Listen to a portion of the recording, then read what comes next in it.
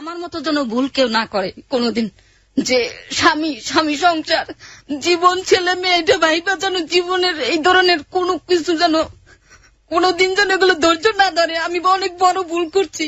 আমার বাচ্চারাও সব সময় বলে যে তুমি তোমার জীবন থেকে তুমি তো ভুল করছো, আমাদের জীবনটাও তুমি বরবাদ করছো, আমাদের শেষ করে দিয়েছো। তোমার মা বাবা ভুল করছে, আমার মা বাবা 100% ভুল করছে। আর তার সাথে তারা যদি গাইড দিত আমাকে করতো, তাহলে আমি এই ভুলটা করতাম না কখনই। প্রত্যেকটা মা বাবা যেন ছেলে মেয়েদেরকে লেখাপড়া শিখায়, লেখাপড়া জানি না দেখে আমি অনেক দুর্বল। আজকে আমি একমাত্র এই কারণে আমার জীবনটা বরবাদ হয়ে গেছে। আপনারা জানেন আমি কথা না বাড়িয়ে শুরুতেই তার সঙ্গে আপনাদের পরিচয় করিয়ে দেব, এবং একই সাথে আপনারা নিয়ম কারণ নিশ্চয়ই জানেন হ্যালো 8920 পার্টিসিপেট করার, সেটি আমরা একটু পরপরই অনুষ্ঠানের মাঝে মাঝে বলে দেব। আশা করছি পুরো অনুষ্ঠান জুড়েই আমার সঙ্গে থাকবেন। ওকে, প্রথমে আমি আপনার নামটা জানতে চাচ্ছি। আপনার নাম? ফাতেমা জামান। ফাতেমা জামান। বর্তমান বয়স কত? 39 বছর। আর দেশের বাড়ি? পিরোজপুরের ফাতেমা জামান আজকে এখানে জীবনের গল্প বলতে এসছে। 39 বছর বয়স্ক একজন নারী, এবং তার যে জীবনের গল্প সেটা নিশ্চয়ই আমরা শুনবো। জি, আপনি বলুন একেবারে ছোটবেলা থেকে যেখান থেকে মনে পড়ে।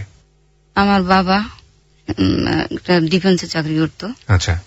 তখন উনি সৈয়দপুর রংপুর বগুড়াতে বেশিরভাগ জব করতো। আচ্ছা। ওখানেই আমার জন্ম। বগুড়াতে জন্ম? হ্যাঁ। তারপরে যশোর থেকে রিটায়ার করে, তখন আমি অনেক ছোট।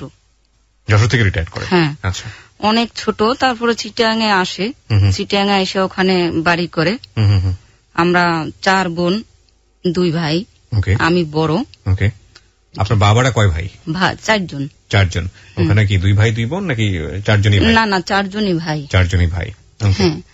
আপনার বাবার অবস্থান কত ছিল? উনি সবার ছোট ছিলেন।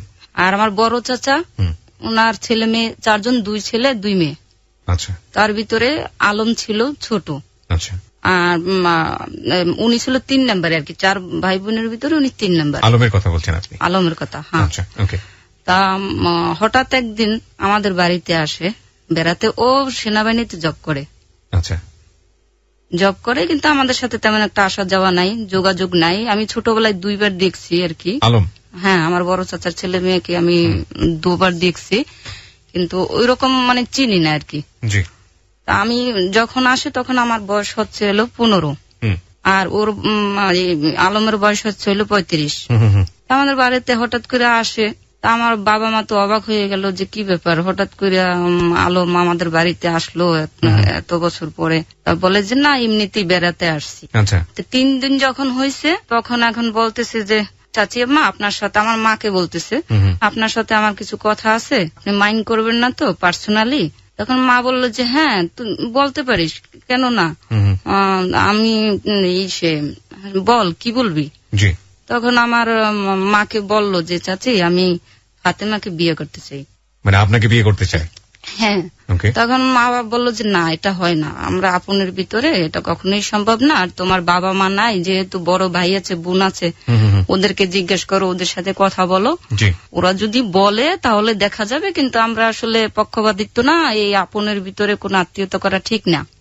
তুমি একটা ভালো চাকরিজীবী, তুমি অন্য জায়গায় বিয়ে করলে হয়তো ভালো হবে, পরক্ষণে দেখা যাবে যে তোমার বড় ভাই বোনেরা ওরা বিরূপ হয়ে গেছে, মানে ব্যাপারটা অন্যরকম হবে, তার চেয়ে তুমি বাড়িতে চলে যাও। কাজে না, আমি ওকে নিতে আসছি। তো মা বলে যে এটা তো হয় না, হঠাৎ করে তুমি নিতে আসছো, নিয়ে যাবে, এটা কোনো কথা না তো। তখন আব্বাকে আবার উনি রাজি করাইছে আলমে যে নিতে পারবে, কিন্তু আমার মা বলছে হ্যাঁ 1 শর্তে দিতে পারি, যদি তোমার চাচাকে সাথে নাও বা ছোট ভাইকে, তাহলে ফাতেমা যাবে। হ্যাঁ, সে কিছুইতেই মানে সেটা মানতে রাজি না।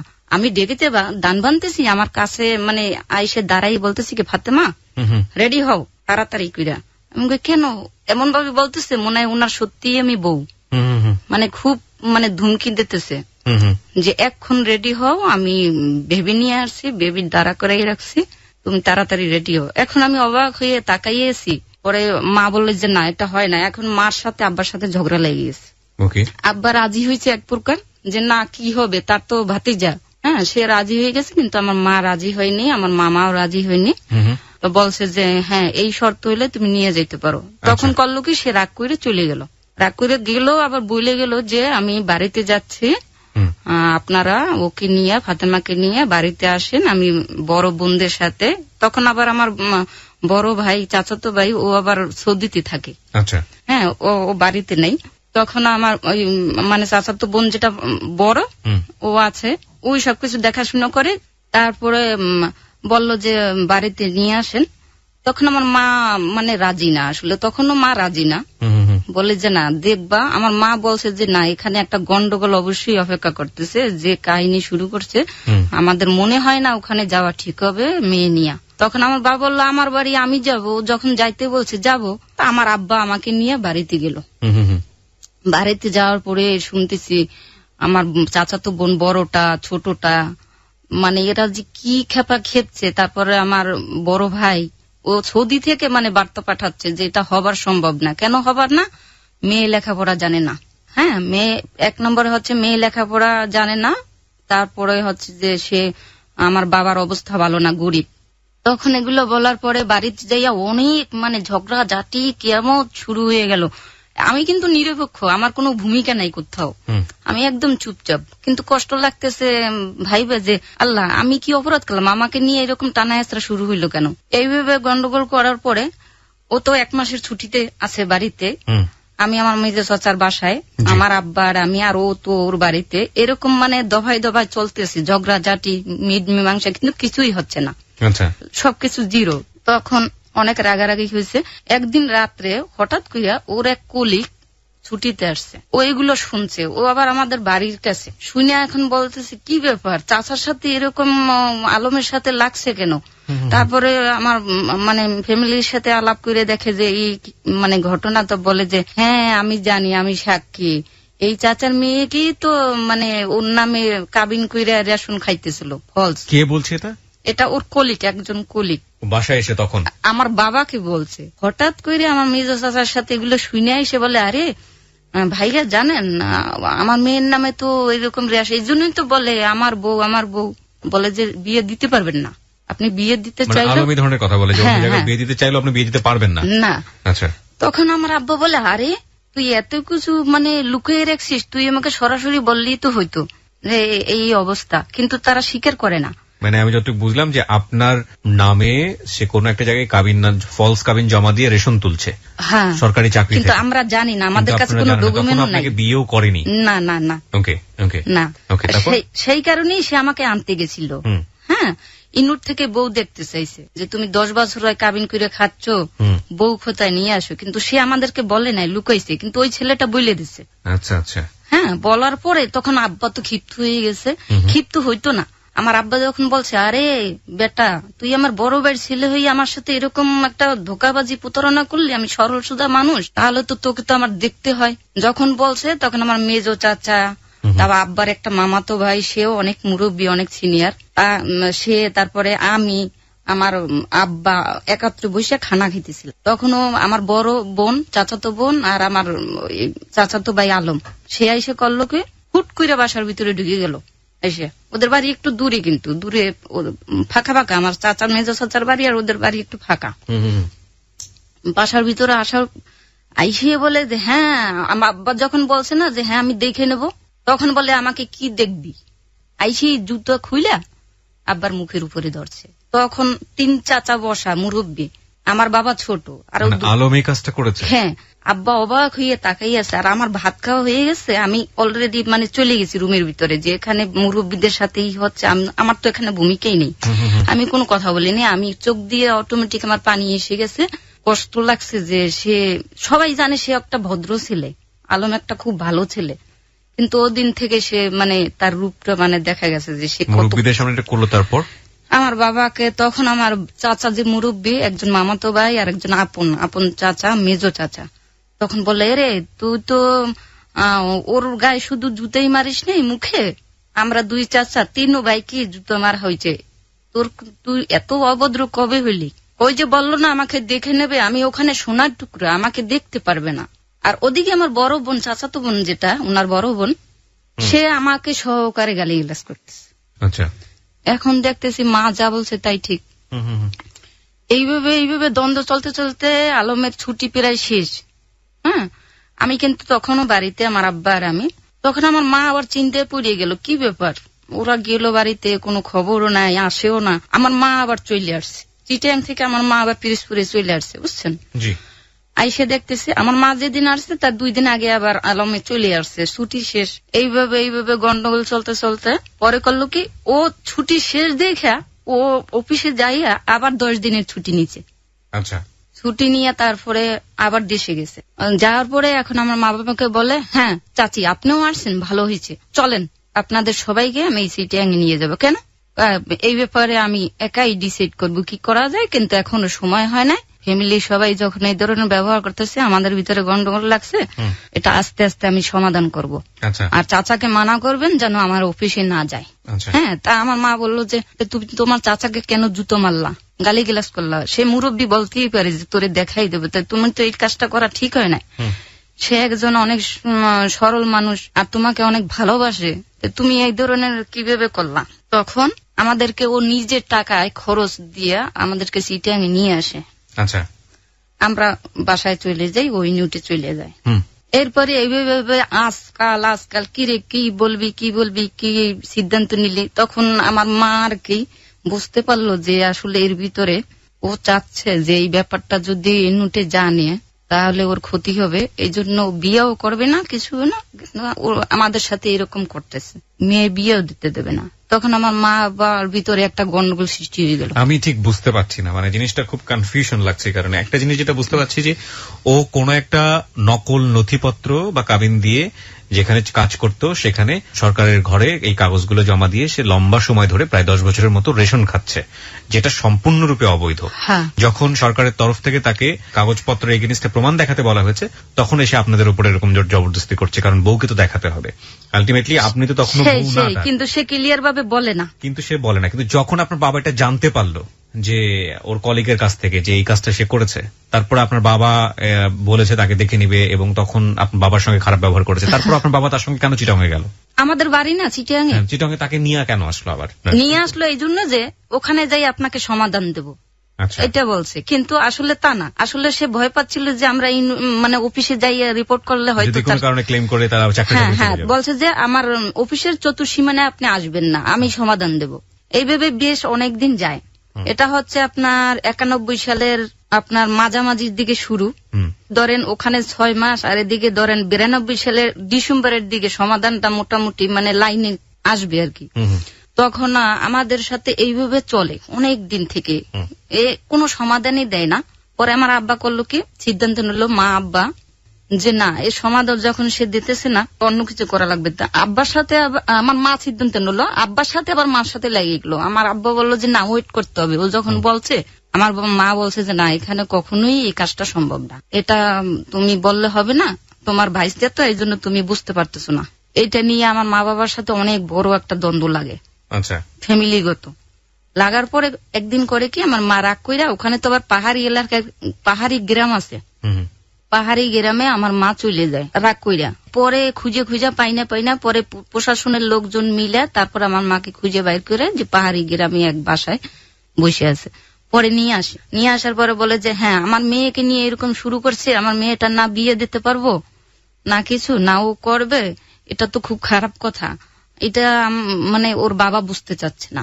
পরে আবার কি করলো, সিদ্ধান্ত নিলে যে হ্যাঁ, মেয়েকে এবার আমরা নিজের অন্য জায়গায় বিয়ে দেব, ওর কথা আর শুনবো না। এখন আমার মামা, তারপর বাবা, সবাইকে নিয়ে আমার বাবা পরে রাজি হইল যে ঠিক আছে।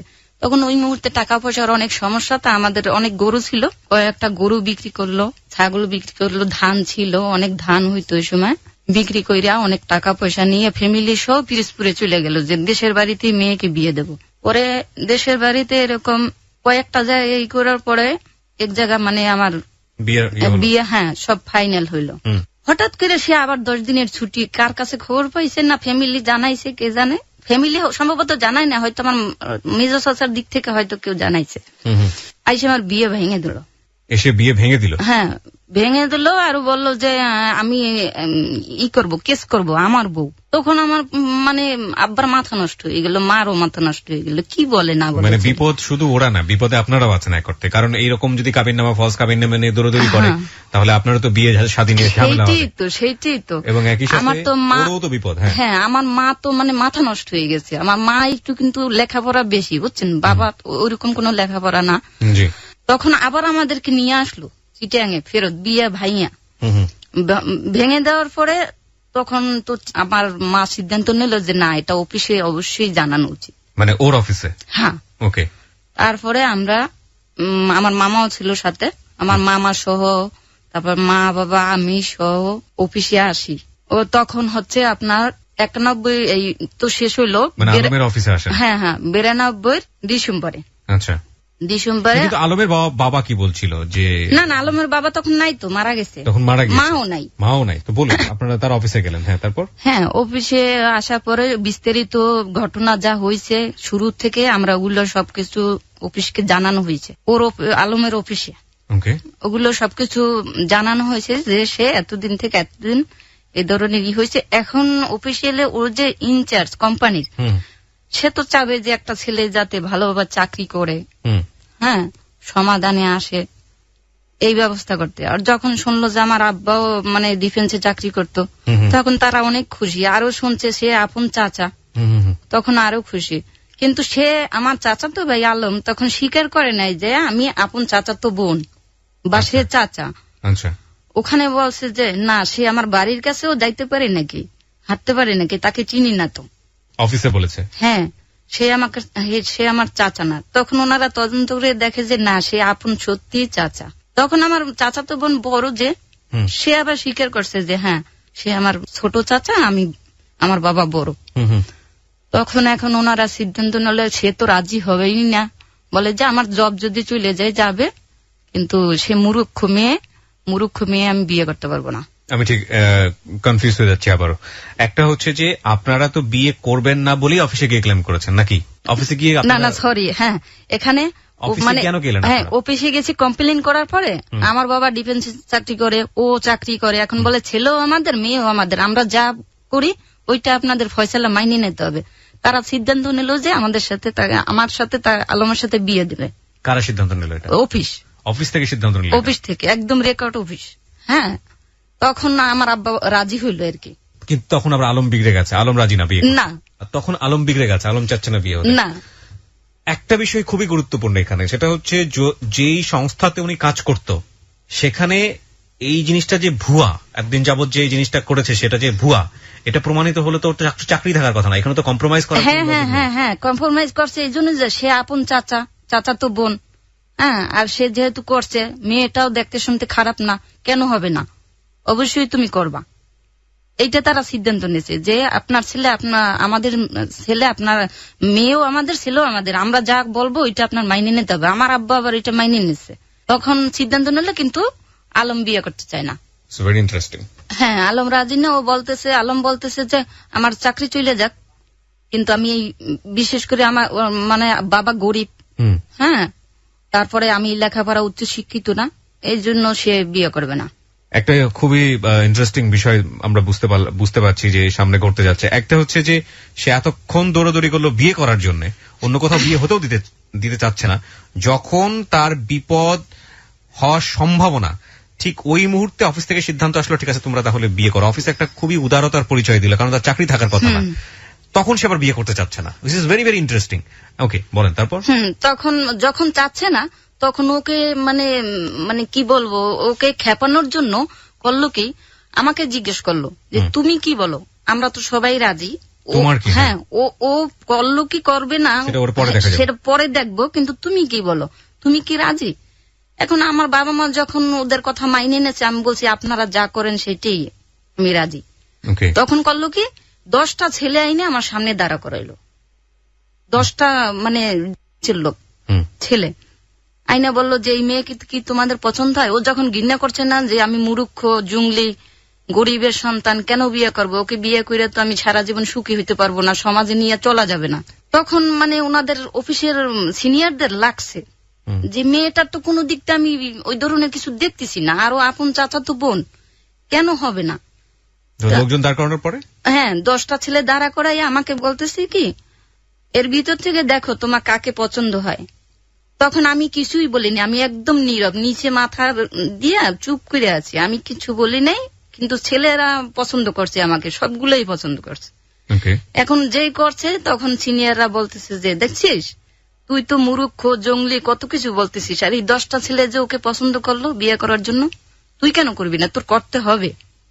ওদের না করলে জোর চাকরি চলে যাবে, উপরে রিপোর্ট চলে গেছে।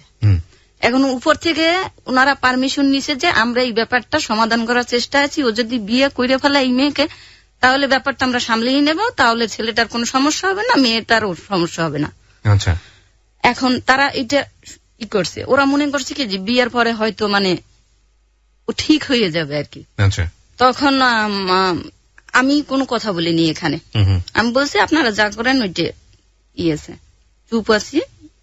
তারপরে তারা করলো কি, সিনিয়র যারা ওরা লোক ছেলেদের পাঠাইয়া মার্কেট টার্কেট করাল, মানে যতটুকু দরকার বিয়ে মানে করার জন্য, মানে অতটা মোটামুটি আর কি, মোটামুটি ধরেন একটা নাকফুল, তারপরে একটা সুতি শাড়ি, একটা এমনি একটা রাজশাহী সিল্কের একটা শাড়ি নরমাল আর কি, তারপরে জুতো, মানে টুকিটাকি আর কি, কোন রকম আর কি, এ ধরনের সবকিছু মার্কেট করে নিয়ে আসছে। তারপরে নিয়ে আসে তারপরে এক সিনিয়রের বাসায় ওর মানে দায়িত্ব ছিল যেই কোম্পানির, ওনারই বাসায় সবকিছু আয়োজন করা হয়েছে। এরকম মানে 3 দিন এরকম সমস্যা যাওয়ার পরে 3 দিনের দিন আর কি বিয়েটা হয়। তখন ওনার বাসায় আমাকে, মানে ওনার বাসায় আমার বিয়েটা হয়, বুঝছেন। কার বাসায় এটা? এটা ওর সিনিয়র মানে সুবেদার মেজর আর কি, সিনিয়র কোন এক কলিগের বাসায় আপনার বিয়েটা হয়। আচ্ছা, ঠিক আছে। হ্যাঁ, তারপরে ওনারা তো খুব খুশি যে না আমরা একটা ব্যবস্থা, মানে একটা পজিশনে আসছি, কিন্তু ও খুশি না, ও খুশি না এই জন্য যে সে তো চাইনি, মন থেকে তো চাইনি আসলে। আচ্ছা, তাহলে সে কি চেয়েছিল? আমি তো পরিষ্কার হতে পারছি না। হ্যাঁ, সে চাইছিল ওই যে ইনুর থেকে তার বউ দেখতে চাইছে আমাকে, ওইভাবে সে আইনে আমার বউ দেখাইয়া কাজ সাইরে আমাকে বিদায় দিতে চাইছিল, এই ধরনের একটা। সেটা সে পারে নাই, সেটা পারে নাই, সে ক্ষিপ্ত। হ্যাঁ, সে এই জন্য ক্ষিপ্ত, বুঝছেন, আর কিচ্ছু না। তখন হওয়ার মানে ওখানে বসে বিয়েটা হলো, আবার মানে আজকে বিয়ে হলো, 2 দিন পরে আর কি ওখানে ক্যান্টনমেন্টে মানে আমাদের বাসা দিল আর কি, কোয়ার্টার সাথে সাথে দিল। এর মধ্যে আবার হলো কি, আমার মা বাবাকে বললো যে আপনারা যাবতীয় যত কিছু সাংসারিক জিনিসপত্র লাগে, আমার মামাও ছিল সাথে, তখন বললো যে আমার মা বাবা মামা এরা একাত্র ইয়া, তারপরে কিছু লোক এরা সবাই একাত্র মার্কেট টার্কেট করে যাবতীয় যা জিনিসপত্র সংসারে লাগে সবকিছু কিনা আমাকে বাসায় উঠিয়ে দিল আর কি। আচ্ছা, কিন্তু যার বাসায় বিয়ে হয়েছে ওই বাসায় আমি 2-3 দিন ছিলাম। তারপরে আমি ওই বাসায় বসেই মানে বাসর রাত হয়েছে, বাসর রাতটা ওই বাসায় বসে হয়েছে। প্রথম রাত্রে হলো কি, আমার সাথে তেমন একটা কথা বললো না, শুধু বললো যে নেও সুতি একটা শাড়ি চাইলে দিল যে শাড়িটা পরে শুয়ে পড়ো। তখন আমি শুয়ে পড়লাম, আর বললো যে সালাম কেন করতেছো, সালাম আমি তো তোমাকে বিয়েই করিনি, মন থেকে সালাম করার তো প্রশ্নই আসে না। তখন আমি চুপ করে আসি, কিছু বলি নেই। তখন বললো যে শাড়িটা পাল্টাই শুয়ে পড়ো, আর তুমি আমাকে আমার চাকরি বাঁচাবার জন্য আমি তোমাকে বিয়ে করছি, তুমি আমাকে ভুলে যেও।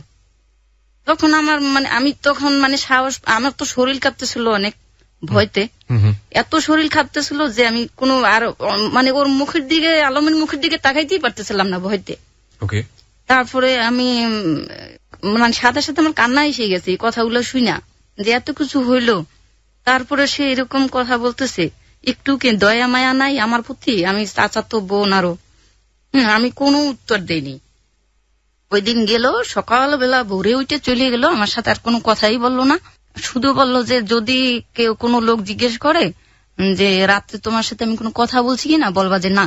তখন আমি একা একা মনে মনে বলি কি যে এমন কেন কথা বলে, সমস্যা কি?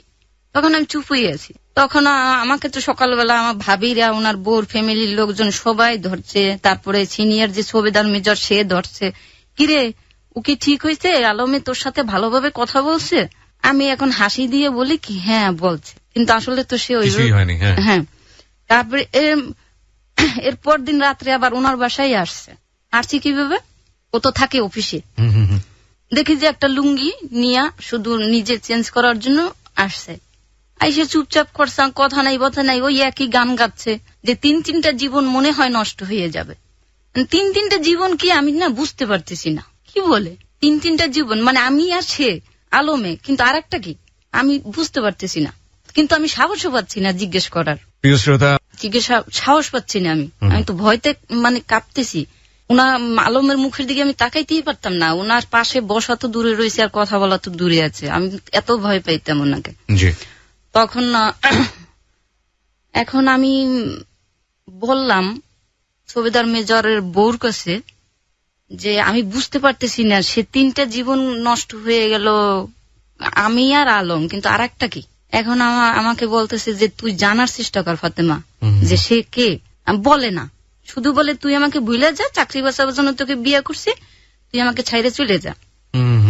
এখন আমি বলি তাহলে আপনি বিয়ে করছেন কেন, আপনি আমার আপন চাচাতো ভাই, আপনি যাইনি শুনে এত কিছু হবার পরে আপনি পারতেন অন্যভাবে সমাধান করতে, কিন্তু আপনি বিয়ে করে আপনি যাইনি শুনে এই কাজটা তো আপনার করা ঠিক হয়নি। আমাকে এক থাপ্পড় মারিয়ে দিছে, তুই আমার মুখের উপর কথা বলতেছিস। বিয়ের কয়দিন পরে? 3 দিনের দিন। বিয়ের 3 দিনের দিন আপনাকে থাপ্পড় দিয়ে দিল? হ্যাঁ, যে আর তুই করে বলে, তা তুই বাসাটা না আমার অনেক ঘৃণা লাগছে। তুই তো আগে বলতো, আগেও বলতো, ও সময় বলতেছে, হ্যাঁ তুই করে বলতেছে, তখন আমার অনেক ঘৃণা লাগতেছে, কিন্তু আমি মানে প্রতিবাদ করতে পারতেছি না। প্রতিবাদ ওই কথাটা উত্তর দেওয়ার সাথে সাথে সে আমাকে থাপ্পড় মারিয়ে দিয়েছে, তখন আমার অনেক কষ্ট লাগতেছে। আর আমি তো অনেক সুন্দর ছিলাম, আমার গাল লাল হয়ে গেছে, তখন আমার মানে কি বলবো, এখন কান্না করতেছি। এখন আমি কান্না করছি, গালের দাগ, এখন আমি ওদের সামনে কিভাবে বের হবো। ওই বাসার লোকজনের কাছে সুবেদার মেজরের বউ সাথে সাথে বুঝে ফেলাইছে যে তোকে মারছে, আবার ই করছে, আর তুই বলিস তোর সাথে ভালো ব্যবহার করতেছে, ঠিক আছে দাঁড়া হারামজাদাকে দেখে নিচ্ছি। তখন সুবেদার মেজার অনেক রাগ করছে আর কি, রাগ করিয়া বলছে যে এই বেটা এত সুন্দর একটা মেয়ে বিয়ে করছিস, আরো চাচা তো বোন, একটা মানুষের তো একটা আছে, সামান্যতম তো একটা মানুষের থাকে মানুষের প্রতি, কিন্তু কিভাবে তুই ওকে থাপ্পড় মারলি, তারপরে সে এমন ভাবে মারছিস যে গালে বসে আছে। তখন ওনাদের খুব খারাপ লাগছে ব্যাপারটা, আর ফার্দার এরকম করবি তো উপরে আমরা রিপোর্ট করে দেব যে সে আলম এখনো ঠিক হয়নি। আচ্ছা, হ্যাঁ, তার ভিতরে করলোকে 3 দিনের দিন সে কোয়ার্টার মানে হইলো, আমার বাবা মা তো সবকিছু কিনা ওনারা দিয়ে বুঝেই চলে গেছে। আচ্ছা, মানে ওনারাই গার্ডিয়ান, ওনারা এখন দেখবে, বলছে আপনাদের এখানে থাকার এখন আর কোনো প্রয়োজন নাই, আমাদের মেয়ে ছেলে আমরা কি হয় না হয় দায়িত্ব এখন আমাদের। আচ্ছা, চিন্তা করবেন না, কোনো সমস্যা হইলে আপনাদের অবশ্যই জানানো হবে। ওকে। তখন গল্লকে ওনারা সবাই চলে গেল, আমি তো এগুলো কাউকে বলতেছি না, ফ্যামিলি মানে সে কিন্তু সুবেদার মেজরের বউ, আর সুবেদার মেজর জিজ্ঞেস করলে বলতেছি, কেন ওনাদের বলা একান্তই আমার দরকার, এই জন্য আমি বলতেছি যে হ্যাঁ। পরে ওই বাসায় যাওয়ার পরে সে তেমন একটা কথাবার্তা বলে না, কিন্তু সে ঠিকই আমার সাথে করতেছে, আমাকে মানে ধরতেছে, আমাকে নিতেছে, আমাকে নিয়ে করতেছে, করতেছে, কিন্তু বাজার টাজারও করেন না ঠিক মতো, কিন্তু ওনারা কিন্তু খবর নিচ্ছে প্রতিদিন 3-4 বার করে যে ও ঠিক মতো বাজার করতেছে কিনা, তোমার সাথে ভালো কথা বলতেছে কিনা, কি করতেছে, কিন্তু আমি সব বেশিরভাগই লুকিয়েই যাচ্ছি। কেন? আমাকে হুমকি দিতেছে যে যদি কিছু বলো তাহলে কিন্তু তোকে মানে কি তোকে মাইরেই ফেলাবো। তো আমি তো এমনিতেই ভয়তে পাচ্ছি না, মানে আমার শরীর কাঁপে, ওর মুখের দিকে তাকাইতে পারি না। তখন আমি ও যা বলে আবার তাই শোনা শুরু করিয়ে দিলাম, যে ঠিক আছে ও যেটা বললো ওইটা শুনে দেখি কি হয়।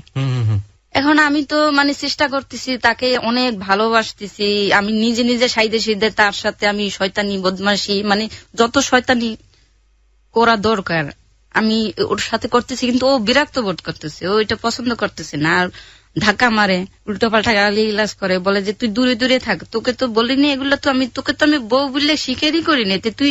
কিন্তু আমি যে প্রতিবাদ করবো যে তুমি তাহলে আমার সাথে করো কেন, করলা কেন, বা থাকো কেন, আমার সাথে এই ধরনের আচরণ কেন করো, অথচ তুমি যদি ভালো হইতে তাহলে তো তুমি আমাকে ছুঁইতেই না, হ্যাঁ আমাকে ব্যবহার করতে না। তাই আমি না একা একা বুঝতে পারতেছি না ব্যাপারটা, একা একা বলতেছি মনে মনে, আমি আমার কাজ করতেছি, স্বামীকে যতটুকু করা দরকার বিয়ের পরে বউ, আমি ওর ভালো মন্দ, ওর খেদমত করা, ওর ভালো মন্দ করা, ওর খানা দেওয়া করা, ও যতটুকু আনতেছে বাসায় ওইটাই আমি করতেছি। কিন্তু ওনারা জিজ্ঞেস করতেছে, আমি বলতেছি মিথ্যা, যে হ্যাঁ বাজার টাজার করতেছে, এই করতেছে, খেয়াল করতেছে, আমার সাথে ভালো কথা বলতেছে। আসলে তা না, সে একা একা কান্নাকাটিও করতেছে। এখন আমি বুঝতে পারতেছি না, আমার তো এই ব্যাপারটা ভালো লাগতেছে না। তখন হঠাৎ করে এইভাবে চলতেছিল বেশি দিন না, 1 মাসের মতো, 1 মাস হয়নি কিন্তু। ও হঠাৎ করে একদিন একটা মেয়ে হাজির বাসায়, 2টা মেয়ে নার্স, একটা মেয়ে শ্যামলা খাটো কইরা, অনেক খাটো, মুখটুক অনেক বড় বড়, আর একটা মেয়ের লম্বা কালো। কি ব্যাপার, আপনারা কারা? বলে আপনি চিনবেন না, আমরা আলমের বন্ধু, শুনলাম ও বিয়ে করছে, তাই দেখতে আসলাম। আমি কো আচ্ছা। এখন বলে যে আপনি কি সত্যি আপন বড় চাচার মেয়ে? তখন আমি বললাম হ্যাঁ, ছোটবেলায় আপনার বিয়ে হয়েছে। আমি হ্যাঁ। কতদিন হয়ে আসছেন? আমি এই তো আসলাম, এতদিন হলো। ও আচ্ছা, মানে সে অনেক হাসি খুশি। হ্যাঁ, কিন্তু আমি তো মনে করছি মেহমান আসছে, পরিচিত একটা বন্ধু আসছে। আমি না দৌড়ে দৌড়ে রান্নাঘরে যাইতেছিলাম যে চা বানাবো, সে আমাকে হাত দিয়ে কাইরে কেড়ে নিয়ে রাইখে দিচ্ছে। না আপা, না আপা, শুধু আপনাকে দেখতে আসলাম, আলম নতুন বিয়ে করছে তো শুনলাম, দাওয়াতও দিল না, তাই আপনাকে দেখতে আসলাম। পরে আমার সাইডের যে উনি আবার ওনাকে বললাম যে ভাইয়া মেহমান আসছে, বলেন যে অমুক, ওর নাম যেটা সেটা বলে না, অন্য একটা নাম বলছে মেয়েটা। আর আমাদের এমপি চেক পোস্টে বলছে মানে আলমের খালাতো বোন, খালাতো বোন বইলে আমার বাসায় আসছে আর কি। তখন আমি বললাম যে ওনার নাকি এরকম একদম বন্ধু আসছে, মেয়ে বন্ধু 2 জন, আমি তো চিনি না, ওনাকে বলেন আসার জন্য। ও মাই গড, দেখি যে না, দৌড় পেয়ে চলে আসছে, একেবারে সাথে সাথে। যখন শুনছে না যে মেয়ে বন্ধু 2 জন আসছে, আমি তো অবাক। আইসা বলে কি, এরে তুমি কি বলছো, ও ওনাদের সাথে কিছু বলছো না? কি বলবো, ওনারা তোমার বন্ধু আসছে, আমাকে দেখতে আসছে। খুব হাসি খুশি আমার সাথে, মানে ওই মেয়ে 2টা আমার নিয়ে খুব হাসি ঠাট্টা কথাবার্তা বলা, মানে আমি বুঝতেই পারিনি যে কে। কিন্তু আলমই দেখে মাথা নষ্ট, বলে কি আমার চাকরিটা এখনই চলে যাবে। তখন আমি কেন তোমার চাকরি চলে যাবে, তুই বুঝবি না। তখন বললো ওই কর্পোরাল বললো এই তাড়াতাড়ি একটা রিক্সা নিয়ে আয়। আমি খারি মেহমান আসছে, কোথায় নাস্তা পানি খাবে, ও তো নাস্তা পানি আমাকে দিতেই দিল না, সে আমাকে আপ্যায়নই করতে দিল না, তুমি এখন করো না। সে করলো কি, রিক্সা ওকে দিয়ে আনাইলো, বলো যে তোমার সাথে আমি বাসায় যেই কথা বলবো, তুমি চলে যাও, 1 সেকেন্ড আর এখানে দাঁড়াবা না। কাকে বললো এটা? ওই মেয়ে 2টাকে। মেয়েটাকে ও আপনার হাজবেন্ড বললো, আলম বললো? হ্যাঁ। আর যে মেয়ে মানে আসছে আর কি, ওর তোমাদের সাথে আমার পরে কথা হবে, চলে যাও, এখন আমার টাইম নেই, আমার আবার অফিসে যাইতে হবে, মিথ্যা বলছি আর কি। তখন রিক্সা নিয়ে এখন আমি সিঁড়ির নিচে নামছি ওদের সাথে, কেননা মেয়ে 2টা তো আমার সাথে খারাপ ব্যবহার করে নাই। হ্যাঁ, খুব হাসি খুশি। আমি আফা আপনার কাছে আবার আসবো, আবার কথা বলবো, আপনি মনে কিছু করেন না যে আমরা নাস্তা পানি খাই নেই, কিছু কষ্ট পাইয়েন না আফা, আপনাকে অনেক ভাল লাগছে, আবার আসবো। আমি টাটা দিয়ে বিদায় দিয়ে দিলাম, ঠিক আছে। বাসায় যখন আসলাম তখন মানে আলমে কান্নাকাটি শুরু। তখন কান্না করে আর বলে কি, 3টা জীবন বলছি না, 3টে জীবনের একটা জীবন ওই মেয়েটা, নাম বলে দিল। 3টা জীবনের একটা জীবন ওই মেয়েটা। মেয়েটা তো 2টো মেয়ে এসেছিল, কোন মেয়েটার মধ্যে? এই মেয়েটা মোটা সোটা খাটো যেটা। হ্যাঁ, আপনাকে আদর করছিল? হ্যাঁ, ওই তো আমাকে মানে চুল দেখছিল, আমার হাত দেখছিল, আমার মুখ, আমাকে জড়াই ধরছে। উনি নার্স।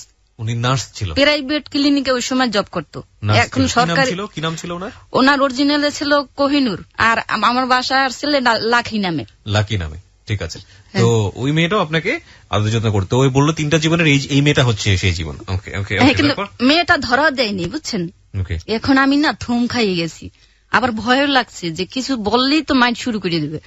এখন কান্না করতেছে, এমন ভাবে কান্না করতেছে, মানে ওই মেয়েটার জন্য যে তাকে আমি মানে আমার বড় বোন যে চাচাতো বোন, সে অলরেডি আমার ছোট চাচাতো বোনের জামাই সহ আইসা আমার বাসায় আমাকে মানে বলে নাই, আমার বাসায় আসছে, আমাকে অপমান করছে, কিন্তু সে ওই মেয়েকে বিয়েও করাইছে। আচ্ছা। হ্যাঁ, কিন্তু এই ব্যাপারটা আমি কিছুই জানি না। ওই মেয়েটাকে বিয়ে করেছে? হ্যাঁ, বিয়ে করছে অলরেডি, এই জন্য সে আমাকে দেখতে আসছে। তাকে বলছে আমি কোনো বিয়ে শাদী করি নাই, কিছু করি নাই, কিন্তু ওর কলিকে বলে দিছে যে তার অলরেডি বউ নিয়ে থাকতেছে, তুই দেখাই। এই মেয়েটাকে সে বিয়ে করছে, তার মানে বিয়ে করছে, মানে কবে করছে জানেন? আমাকে বিয়ে করার 25 দিনের মাথায় সে ওই মেয়েকে মিথ্যাটা বলে বিয়ে করছে। আপনাকে বিয়ে করার পরে গিয়ে বিয়ে করছে? হ্যাঁ, পরে। Very dangerous story. ওকে, বলেন তারপর। হ্যাঁ, এখন এই ব্যাপারটা এখন নিজের মুখে বলে দিচ্ছে যে আমি অমুক দিন আমার বড় যে চাচার যে বড় মেয়ে ও আসছিল, তারপরে ওর বোনও আসছিল, বোনের জামাই ছোটটা, ওদিন আমি ওকে বিয়ে করছি। আমাকে ওরা যা বলছে কি করব, আমি বাধ্য হয়ে বিয়ে করছি, আমার উপায় ছিল না। লাকিকে? হ্যাঁ, লাকি, কোহিনূরকে। হ্যাঁ, কোহিনূরকে। এখন ওই মেয়ের তো এখন আমাকে দেখতে আসিয়া দেখে আমার মাথা নষ্ট। এত সুন্দর মেয়েকে বিয়ে করিয়া আর এই কাহিনী কইরা আমার সাথে মিথ্যা বললো যে আমি কোনো বিয়ে করি নেই, শাদী করি নেই, করে আমাকে বিয়ে করলো। হ্যাঁ, আমি একটা চাকরিজীবী মেয়ে, আমি অলরেডি জব করতেছি, শিক্ষিত, কিভাবে সে পারলো? প্রকাশ হয়ে গেল না। এখন ব্যাপারটা সে এখন তার সাথে গন্ডগোল লাগছে। এখন সেই দুঃখে সে আলম কান্না করতেছে যে ব্যাপারটা জাইনে গেল, আমার ফাতেমাকে দেখে গেল। হ্যাঁ, নিজেরই সে এই সেই কোহিনূর বলে। তখন বলল যে আমি ওকেও রাখবো, তোকেও রাখবো। কেন রাখবো জানিস? আমার চাকরি যতদিন আছে তুইও ততদিন আসিস, কেননা তোকে না রাখলে তোমার চাকরিটা থাকবে না। আর ওকে রাখবো এই জন্য যে, কিন্তু ওই মেয়ে তো এর সাথে দ্বন্দ্ব লেগে গেছে। ও বলে যে না, এ বউ থাকাকালীন আমি তোমার সাথে থাকবো না, আমি একটা চাকরিজীবী মহিলা, কেন থাকবো? হ্যাঁ, আর সে তো দেখতে শুনতে খারাপ না, তাকে নিয়েই তুমি থাকো।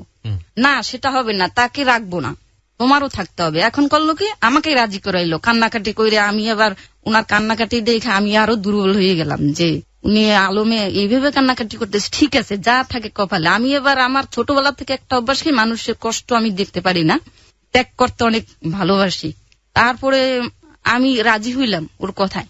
ঠিক আছে, তুমি যদি চেষ্টা করে পারো, ওই মেয়েও থাকবে, আমিও থাকবো, ঠিক আছে, আমি কাউকে বলবো না, তুমি ওকেও রাখো, আমিও থাকি। কিন্তু এই কথা বললো না যে চাকরি যতদিন আছে ততদিন আমাকে রাখবা। এই কথা বললে আমার অনেক কষ্ট লাগে। না, সে সরাসরি কথা হয়েছে 10টা বাচ্চা হইলেও তোকে আমি রাখবো না, কিন্তু আমাকে তুই সাথ দিবি, ওকেও রাখবো আমি। কিন্তু ওই মেয়ে রাজি না, বলে যে সম্ভব না, যদি ওকে তাড়াতে পারো তাহলে আমি আছি। লাস্ট এই কথা বলে দিছে। তারপরে তো এই আমার উপর টর্চারিং বেরিয়ে গেল। এমনিতে তো ছিল আগে এরকম, এখন একেবারে রেগুলার। সে কথায় কথায় কথা বলার আগে মারতেছে। আর ওর একটা অভ্যাস ছিল, চুল ধরে মারত, চুল আগে ধরতো, তারপরে মুখের উপর এই আমার মুখে যত দাগ বেশিরভাগ দেখবেন ঝাড়ু, শলার ঝাড়ু আর ঘুষি, থাপ্পড়, রেগুলার দাগ বেশি। তারপর মুখে টর্চারিং করতো, প্লাস শরীরে তো করতোই, মুখে আগে দিত, চুল ধরে তারপর মুখে আগে দিত, ফাটাই ফেলাইতো একদম। তখন আমি আর কিছু বলতে পারতাম না, কোনো কথাই বলা যেত না। এইরকম কিন্তু ওকে আমি প্রায় 2 বছর, ওকে দেখলেই আমার শরীর কাঁপতো, ওর মুখের দিকে তাকাই কখনো উত্তর দিতাম না, মায়ের ভয়তেও কথা বলতাম না পরে। আর এমনি তো ওনাকে কেন আমি জানি না, সবাই হয় কিনা তাও জানি না, কিন্তু ওকে আমার দেখলেই আমার শরীর কাঁপুনি উঠে যেত, কাঁপতো অনেক, ভয় পাইতাম। তখন এই ঘটনা, এখন ওরা ফ্যামিলি সহ, আমার বড় বোন, ছোট বোনের জামাই, এরা সহ সিদ্ধান্ত নিল আলাদা গোপন ভাবে, আমি কিন্তু জানি না যে কিভাবে কি করা যায়। ওই মেয়ে তো চাচ্ছে না, সতীনের কেন ঘর করব, আমি একটা চাকরিজীবী মেয়ে। লাস্ট বলে দিয়েছে যে ওকে যদি তাড়াতে পারো তাহলে আমি আছি। এখন তাদের মাথার ভিতরেই হয়েছে যে কিভাবে তাড়ানো যায়, ওকে কিভাবে তাড়ানো যায়। এখন হঠাৎ করে আমাকে বলে, কি রে, 1 মাসের বেশি হইলো বিয়ে হয়েছে, তুমি তো বাড়িতে যাওনি, তুমি কয়দিন বাড়িতে যেয়ে বেড়াই আসো। তখন আমি তো, আমার মনটা তো, মানে আমি তো ছোট, এত না ছোট, মারপ্যাচ বোঝেন না, না মারপ্যাচ বুঝি না, কিন্তু মায়া দেওয়া মহব্বত, আরো ছোট ছোট ভাই বোন আছে বাড়িতে, ওদের জন্য আমার খুব পরাণ কাঁদতেছে। ওদেরকে আমি মানে খুব আদর করতাম, ছোট, আমি বড় সবার। হ্যাঁ, মনে মনে কই তাহলে তো ভালোই হয়, খুব খুশি হয়েছি আমি কিন্তু এগুলো বুঝতে পারি নাই যে ওর মনে কিছু আছে বা কিছু। হ্যাঁ, ঠিক আছে, তাহলে তো ভালোই হয়, তাহলে তুমি আমাকে নিয়ে চলো। ঠিক আছে, কালকে 10 দিনের ছুটি নেবো, তোমাকে নিয়ে তুমি বেশ কয়েকদিন বাড়িতে বেড়াও, অনেকদিন 1 মাস হয়ে গেল বাড়ি থেকে আসছো আর যাওনি। ঠিক আছে, রাইখা আসছে বাড়িতে, রাইখা আসছে। একে একে 1 মাস যায়, 2 মাস যায়, 3 মাস যায়, কি রে চিঠি 10টা লেখি, একটার উত্তর নেই। এখন আমি না মানসিক ভাবে অনেক ভেঙে পড়ছি, আর শুধু কান্নাকাটি করি, আর মানে চৌকুই বুঝতে পারি না, সারাক্ষণ ওকে নিয়েই ভাবি, ওকে কতক্ষণে দেখবো, ওর কাছে কতক্ষণে আসবো, কি করব, কি ব্যাপার, ও এরকম কেন করতেছে। হ্যাঁ, এখন আমার মা বাবার মনে তো আতঙ্ক আগে থেকে, ওরাও ভাবতেছে ঘটনাটা কি, নিশ্চয়ই কোনো কিছু ঘটনা আছে এর মধ্যে, আবার নতুন করে কি করতেছে না করতেছে। 3 বার যখন হয়ে গেছে তখন আমি ইনুর থেকেই চিঠি আসলো, সবেদার মেজরে চিঠি লিখলো আমার বাবাকে, কি ব্যাপার আপনার মেয়ে কই, কোয়াটার ছাইরে দিল, আপনার বড় ভাইয়ের মেয়ে আসলো, বোনাও আসলো, এরা সহ ওখানে আইসা বাসা ছাইরে দিয়ে জিনিসপত্র সব নিয়ে বাড়িতে চলে গেছে পিরিজপুরে। আপনার মেয়ে কই, আপনার মেয়ে নাকি থাকবে না কোয়ার্টারে, ওখানে ক্যান্টনমেন্টে মানে অফিসে আপনার সম্পর্কে বলেছে যে আপনি থাকবেন না। হ্যাঁ, আমি থাকবো না।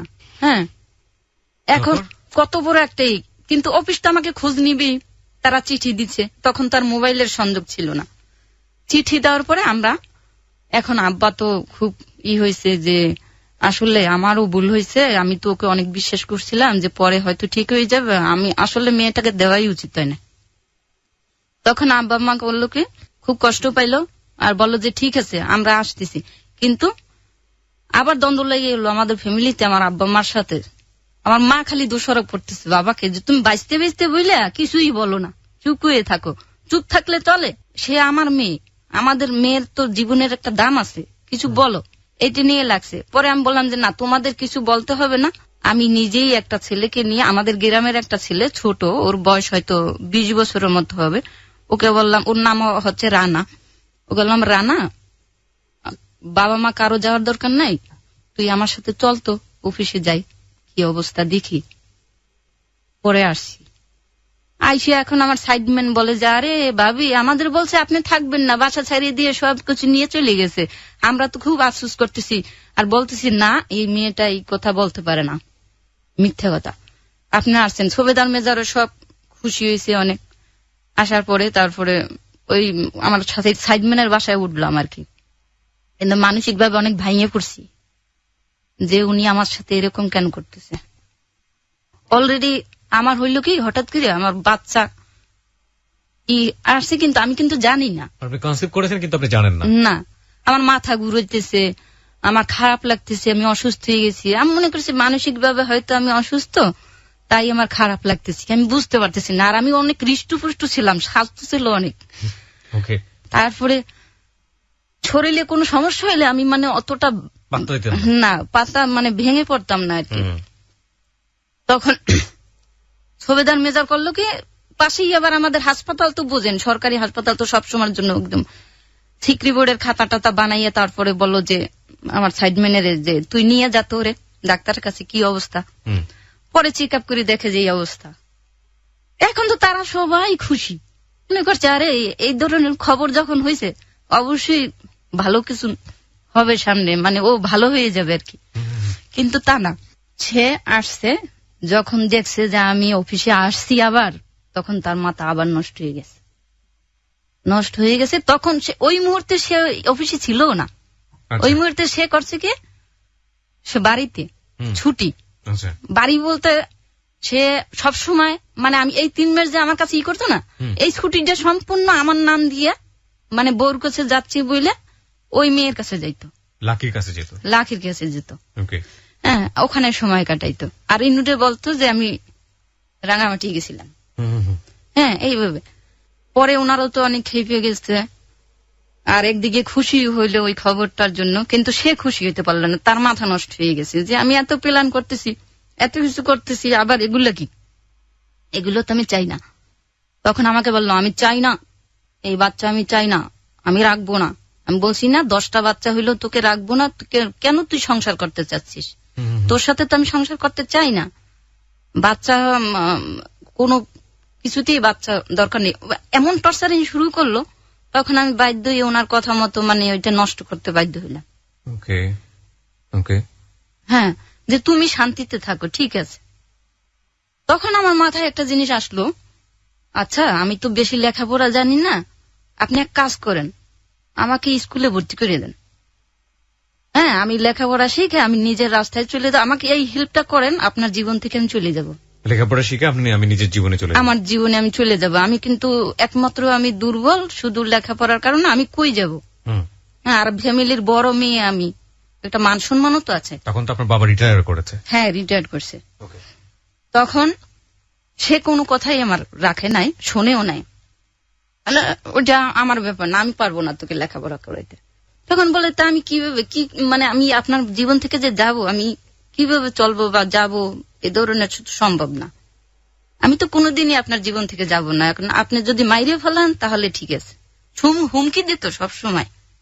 হ্যাঁ, তারপরে আপনার হাতে তো অপশন ছিল, আপনি চাইলে গিয়ে অফিসে কমপ্লেইন করতে পারতেন। আপনি অপশন তো ভরপুর, কিন্তু আমি তো নিজের থেকে সহ্য করতেছি, নিজের থেকে এটাই সহ্য করতেছি। সে আমার আপন, রক্তরও তো একটা ব্যাপার আছে, কিন্তু তার ভিতরে ওই জিনিসটা কেন যেন কাজ করে নাই।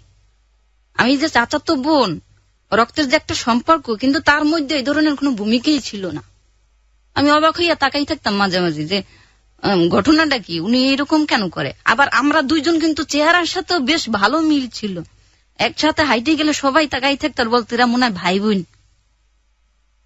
এত মানে ও দেখতে কিন্তু অনেক নায়কের মতো। তারপরে আমি অবাক হইয়া মানে এখন আমি ওর কথা শুনে আমি কি করা উচিত, আমার আসলে কি করা উচিত, আমার মাথায় তো কিছু আসতেছে না। আর আমি এই মুহূর্তে যদি বাবা মাকে বলি, অফিসে বলি, তাহলে তো অ্যাকশন শুরু হয়ে যাবে। আমি চাইনি যে ওর চাকরিটা যাক বা ও কষ্ট পাক, জেল খাটুক, জেল তো অবশ্যই হইতো। এখন এই কথা আমি এত সোজা, আমি অনেক নরম কথা বলি না, খুব কম কথা বলি, ওকেও ভয় পাই, কিন্তু আমি বুঝতে পারতেছি যে সে আমার সাথে পুরো দমে অন্যায় করতেছে। সে একটা কাজও ভালো করতেছে না, কথাও ভালো করতেছে না, কিন্তু আমার কি করা উচিত তাও বুঝতেছি, কিন্তু মায়া করতে পারতেছি না। মায়া লাগতেছে যে না, আমি কিভাবে সম্ভব, আমার দ্বারা সম্ভব না তাকে কিছু করা বা বলা। তার চেয়ে বরং চুপ করে সহ্য করে যাই, চুপ করে শুধু কান্না করতাম। তা আমার রাগ তো ছিলই না, ওই মন খারাপ হইতো, ও মারতো, আমি কান্নাকাটি কইরা পরক্ষণে আবার আমি মানে ভুলে যেতাম। তখন বলতো কি, আরে তোর সাথে কি পিত নাই, তোর কি ঘৃণা নাই, তুই কি মানুষ না, এত কিছু করি ঘৃণা করতে পারিস না আমারে, এত ভালোবাসিস কেন, তোর এত ভালোবাসলে কোনোদিন ওই জিনিস থাকে না। হ্যাঁ, আমি তো তোকে ভালোবাসি না, বুঝতে পারিস না, আমি যে তোরে বলি।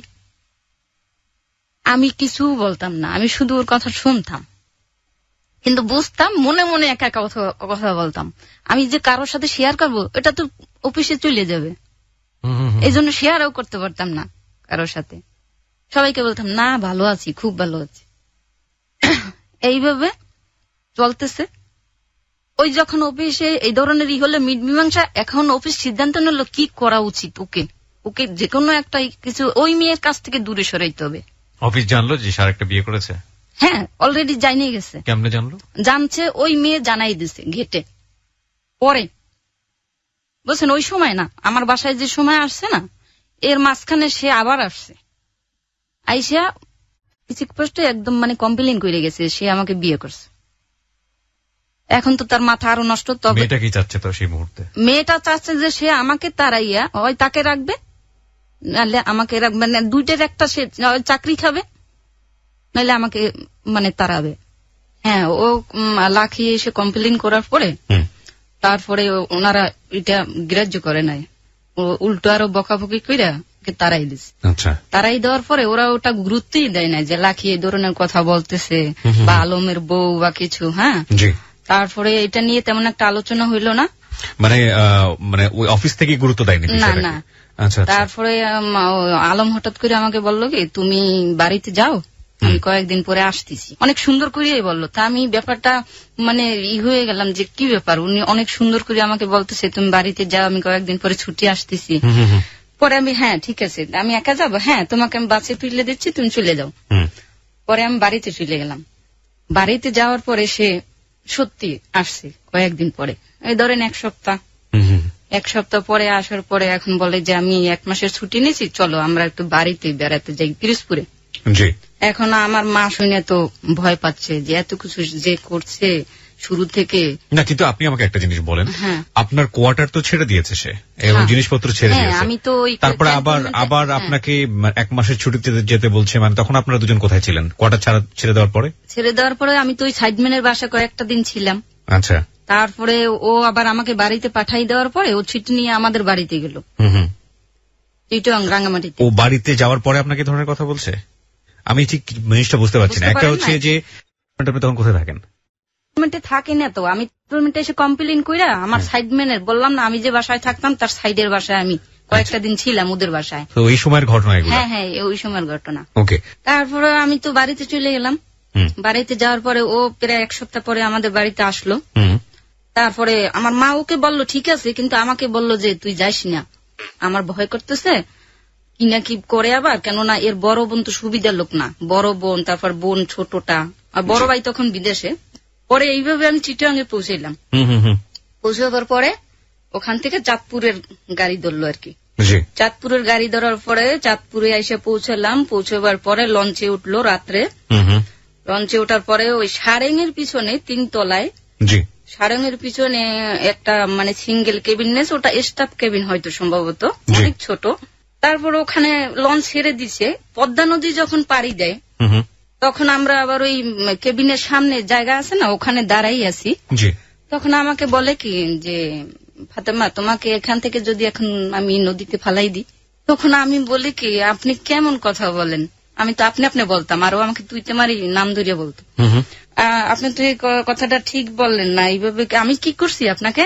হাসি দিয়া বলে কি আমার সাথে অনেক সুন্দর ব্যবহার করতেছে, হাসতেছে, অনেক আদর, মানে কথাবার্তা অনেক সুন্দর বলতেছে। আমি তো অনেক খুশি, আমার স্বামী আমার সাথে সুন্দর করে কথা বলতেছে। তবে আমার আতঙ্ক ঢুকে গেছে যে উনি নদীতে ফালাই দিবে মানে কি।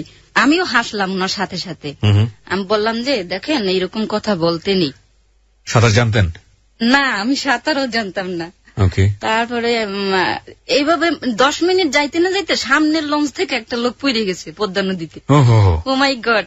আমাদের স্টেশন হচ্ছে পথে কাউখালী নামে, বুঝছেন, লঞ্চ টার্মিনাল আর কি। এখন ওখানে যাওয়ার পরে দেখতেছি যে উনি নামতেছে না, লঞ্চ টার্মিনাল ছেড়ে গেছে। কি ব্যাপার, নামেন না কেন? আমাদের বাড়ি তো এখানে। চুপ করে থাকো, তোমাকে কে বলছে আমি যেখানে নামবো ওখানে তুমি নামবা। আপনি না বাড়ি যাবেন বললেন? না, বাড়িতে এখন যাব না, পরে যাব।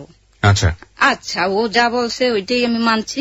হুলাহারা টার্মিনালে যাওয়ার পরে পিরোজপুরে মেন যে টার্মিনাল আর কি, ওখানে যাওয়ার পরে আমরা ভাত খাইলাম।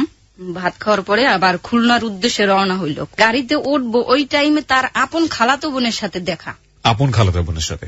হ্যাঁ, ওর বোন আর ও একই বয়সের, আলম আর ওর বোন। তখন দেখা হওয়ার পরে এখন কি ব্যাপার আলম, তুই কই যাচ্ছিস? বলে আমি খুলনা যাব। খুলনা যাবি মানে সাথেই মেয়েটাকে? এটা আমার ভাগ্নি।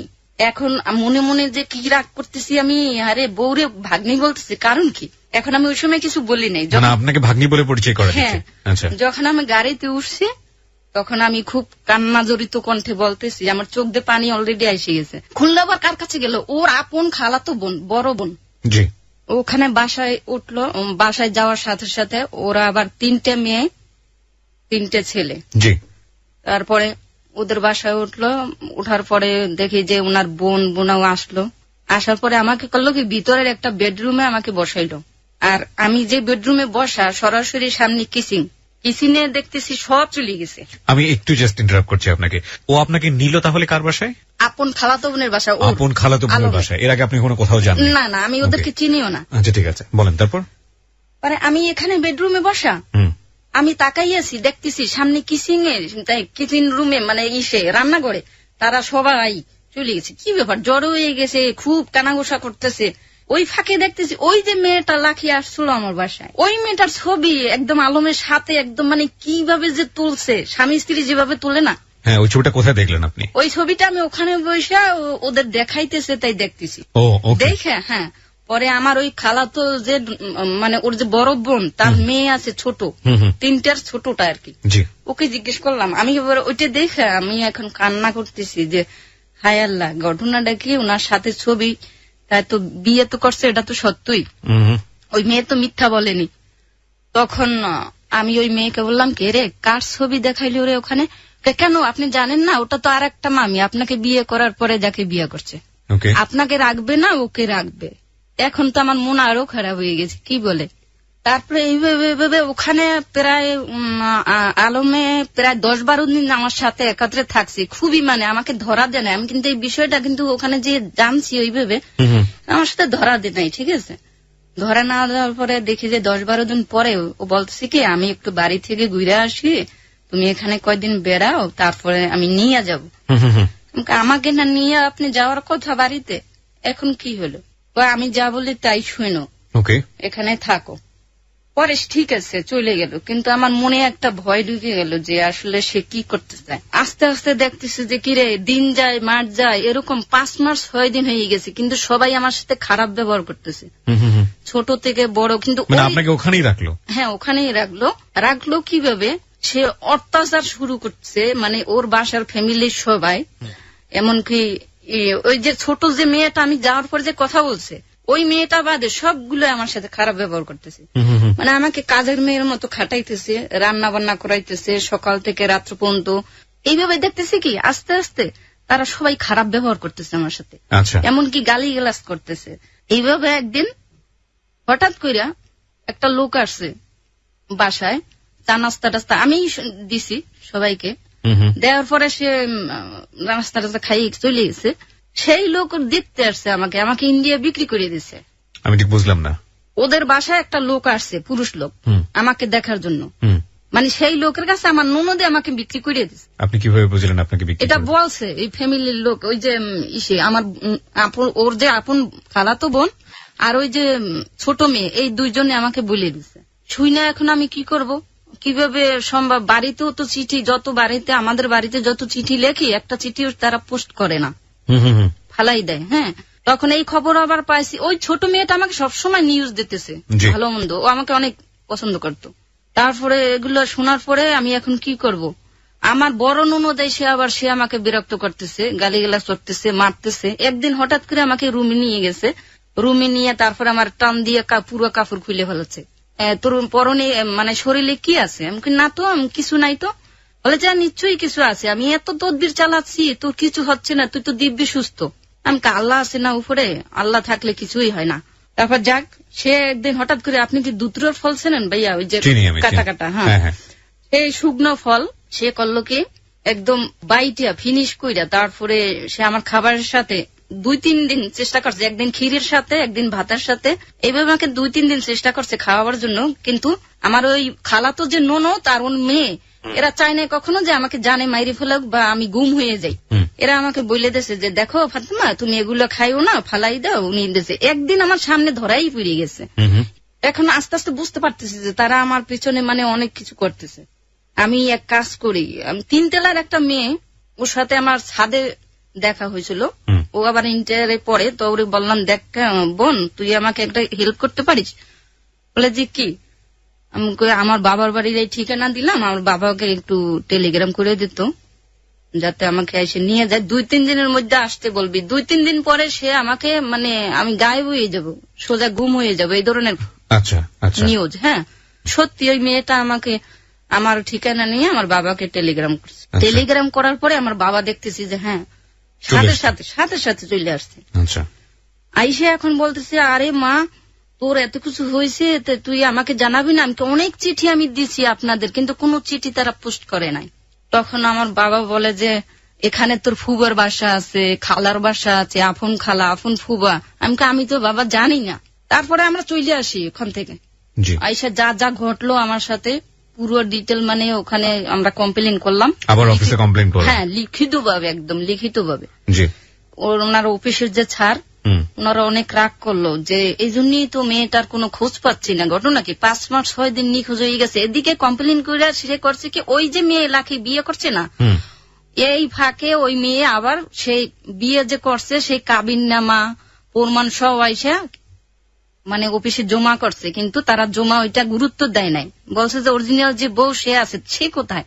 আমার তো কোনো খুঁজই পাচ্ছে না। তারপরে এটা নিয়ে অনেক ওনারা চিন্তিত ছিল। যখন আমি আসছি সবাই খুশি হয়ে গেছে যে আরে মা, তোমাকেই তো খুঁজতেছি, তুমি কই ছিলা? তারপরে সবকিছু তো জানলো। জানার পরে ওকে করলো কি, ওকে মসজিদে উঠে আবার তওবা করাইলো, যার জীবনে এরকম করবি কিনা, তুই ধাপে ধাপে তো মানে কইরিয়ে যাচ্ছিস, এগুলো তো ভালো কাজ না। পরে করলো কি, ও এখান থেকে ওকে ট্রান্সফার করতে হবে, তা না হইলে ও এই মহিলার সাথে এরকম করবে আর এই মেয়েটাকেও এরকম অত্যাচার করবে। তারপর করলো কি, ওখান থেকে যশোরে পাঠাই দিল আমাকে সহ, একদম একা, সাথে সাথে ট্রান্সফার করে যশোরে পাঠাই দিল। যশোরে যাওয়ার পরে যশোরে যাই রাত 4টার সময় ওখানে যশোরে আমরা নামি। নামার পরে ওখানে একটা মানে হোটেলে ওঠে, তারপর আমাকে নিয়ে আবার সে করলো কি সিনেমা দেখলো, অনেক আনন্দ ফুর্তি করলো, আমাকে নিয়ে সিনেমা দেখলো। আমি তো খুব খুশি, আমি জীবনে সিনেমা হলে যাইনি। তখন আমি যশোরের নিরেলা সিনেমা হলে প্রথম ছবি দেখি। পরে পরদিন সকালবেলা আবার খুলনাতে আমার ফুবর বাসায় গেল। ফুবর বাসায় ওখানে প্রায় 20 দিনের মতো থাকার পরে আমার খালুর বাসায় আমি গেলাম। খালুর বাসায় ওখানে আমি প্রায় 2 মাসের মতন ছিলাম।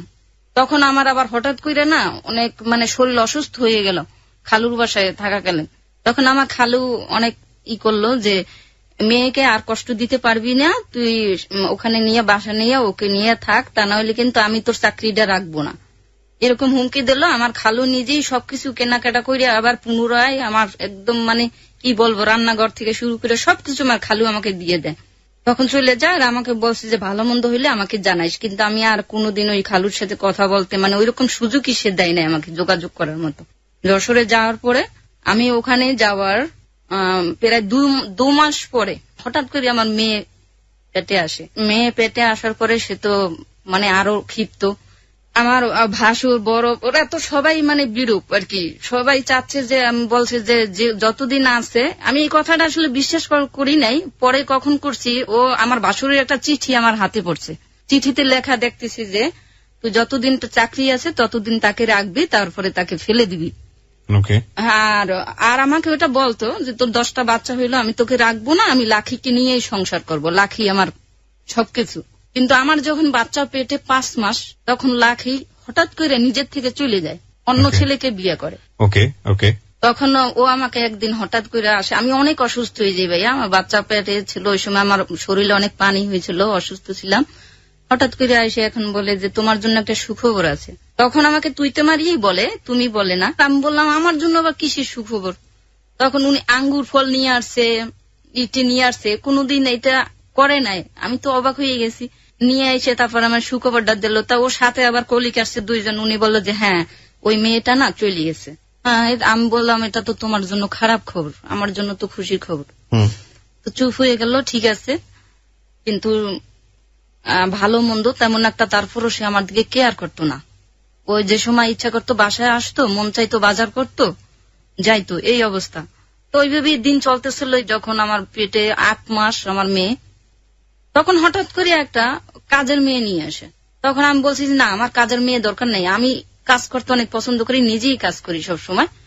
ডাক্তারে বলছে যে আপনি এইভাবে কাজ করবেন, সমস্যা হবে না। আমি বলছি না আমি ঠিক আছি, আমার কোনো সমস্যা নেই, আমি কাজের মেয়ে কোনো দরকার নেই। সে কাজের মেয়ে আনার পরে তার মানে পুরো চরিত্রটা আমার সামনে এসে যায়। এরকম আমি 1 দিন 2 দিন 3 দিন দেখতেছি যে প্রতিদিন আমি খাটে আর নিচে মানে আর একটা রুম ছিল, কিন্তু ওখানে তাকে শুইতে দেয় না, বলে যে না তুমি এখানেই শোবা। আমি বলছি না রুম তো আছে, কেন এখানে শোবে? মানে কি আপনাদের? আমার বেডরুমে। আপনার বেডরুমে কি কাজের মেয়েকে থাকতে দিত? হ্যাঁ নিচে। আচ্ছা। তারপরে আমি 1 দিন 2 দিন 3 দিন আমি দেখতেছি, 3 দিন আমি দেখছি যে তার সাথে সে মেলামেশা করতেছে, তার সাথে কথা বলতেছে। আপনাকে বেডে পাশে শুয়ে রেখে? হ্যাঁ শুয়ে রেখে। অলরেডি আমি অনেক অসুস্থ, আমার শরীরে পানি, আমার মানে খুবই অসুস্থ, পুরো শরীর ফুলে গেছে। আপনি যেদিন দেখলেন প্রথম দিন কিছু বলেননি? 3 দিন দেখছি আমি। 3 দিন দেখছেন, প্রথম দিনে কিছু বলেননি, দ্বিতীয় দিনে না আমি ফলো করতেছিলাম যে আসলে কি এমনি দুষ্টুমি করতেছে, কথা বলতেছে নাকি। পরে 3 দিনের দিন দেখতেছি না সরাসরি সে মানে তার সাথে মেলামেশাই করতেছে। তখন আমার অনেক মানে আমার শরীরে এত কাঁপুনি, ঠিক আছে আমি কথা বলতে পারতেছিলাম। পরে আমি উঠে বইসা বলতেছি আমি এত অসুস্থ, একটা মানে কাজের মানুষ বাসায় থাকলে তার জন্য তো মায়া লাগে, আর তুমি এই ধরনের কাজ করলা, কালকে আমি বাড়িওয়ালার বলে দেবো। যখন বলছি তখন আমার গলা চিপে ধরছে। ঠিক আছে, আমি এই জায়গাটা থেকেই ফিরি ছোট্ট একটা বিরতির পরে। প্রিয় শ্রোতা, আপনারা ফাতেমা জামানের জীবনের গল্প এখানে শুনছেন। বিশেষ কারণ বশত আমরা বেশ কিছু মিউট শব্দ ব্যবহার করছি, কিছু শব্দ এখানে প্রচার করা সম্ভব হচ্ছে না।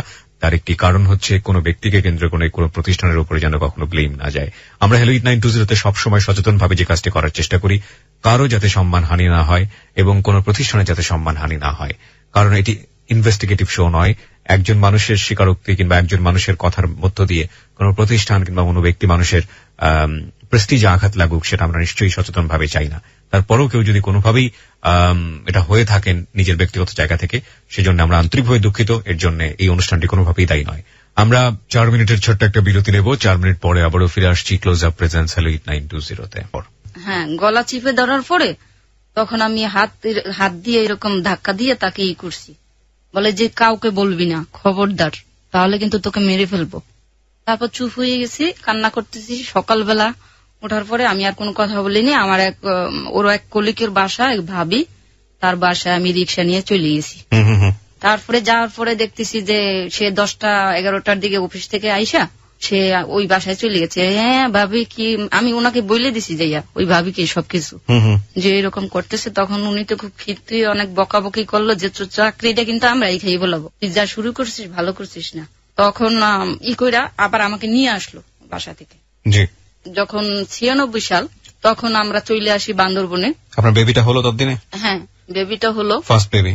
হ্যাঁ, বান্দরবনে আসার পরেও এরকম ছোটখাটো অনেক ঘটনা ঘটছে। আমাকে সবসময় মাইর গালিগালাজ, একদিন এরকম মানে ফাটাই ফেলাইছে একদম, আমার হাত টাত মুখ টুক মানে মাইরা ফাটাই ফেলাইছে। তখন আমি রাগ কইরা ওই প্রথম জীবনে আমি বাড়িতে চলে যাই। পরে আমি আবার নিয়ে আসছি, আবার আসছি, এইভাবে মানে কি বলবো। তারপরে গেলাম আপনাদের দিনাজপুর। তখন আবার আমার ছেলেটা পেটে, বুঝছেন, তখন আমার ছেলে 7 মাস পেটে। তারপর আবার ট্রান্সফার হয় তার বান্দরবনে। 2003-এ শেষে 5-এর দিকে আমি আসি কুমিল্লায়। 6-এর মাঝামাঝি সে মিশনে চলে যায়। তো মিশন থেকে আসে আপনার 2007-এর প্রথম দিকে, কেননা ওখানে যাই একটা অঘটন ঘটায়। তা ওনার মানে অন্যায় অত্যাচার মানে মিশন থেকে আসার পরে আরো বেড়ে যায় আমার উপরে।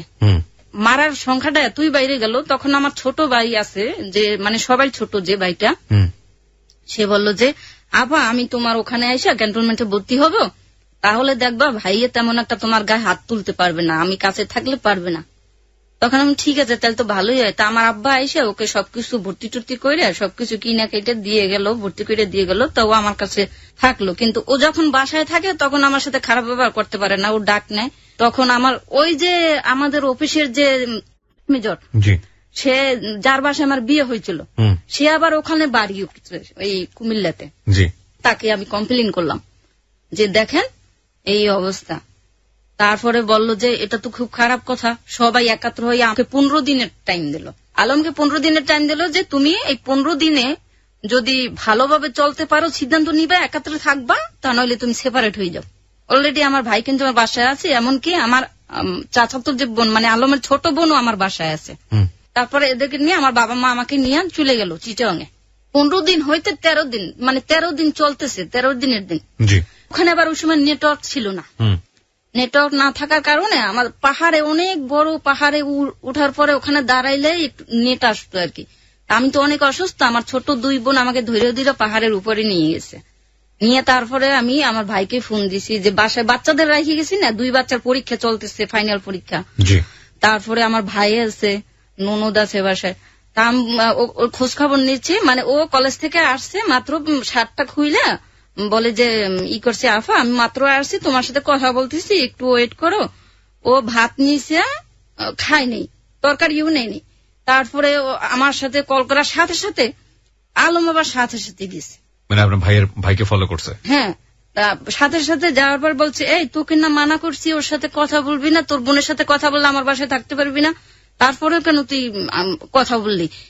অলরেডি মারা শুরু করছে ছাদে বসে। তখন মোবাইল তো অনই আছে, তখন আমি শুনতেছি ও আপা আপা আমাকে মাইরে ফেলাইলো। তখন আমি বলি এই ওকে মারো কেন, যা বলার আমাকে বলো, আমি তো বাচ্চাদের খোঁজ নেওয়ার জন্য ফোন করছি, যা বলার আমাকে বলো। সে কোনো কথাই শুনে না, ওইভাবে কিন্তু একটা মানে উনি আবার দোতলায় থাকে, মান্নান কইরে নাম। হ্যাঁ, তো উনি আজকে মানে বাসায় ছিল, তো ওনার ছেলের সাথে আমার ভাই লেখাপড়া করে। তখন ভাবি বলে কি ব্যাপার, ফারুকের কণ্ঠ শুনতেছি।